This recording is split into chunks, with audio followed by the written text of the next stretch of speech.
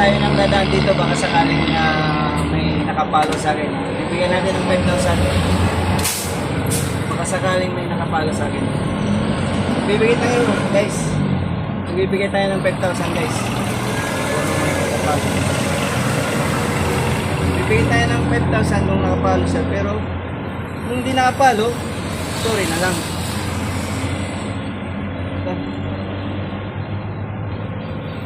Antay-antay lang tayo dito, mga kastan. Baka sakaling may dadaan na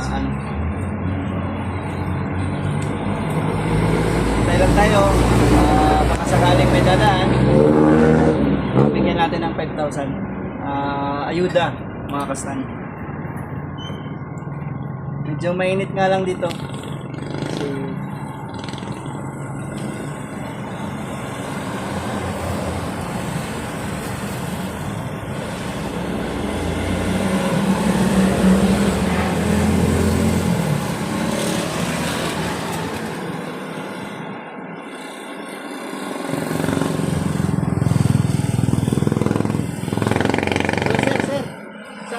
So, saan ang punta niyo, sir?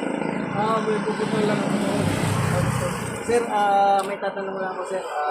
Nakapalo ka ba sa scan table, sir?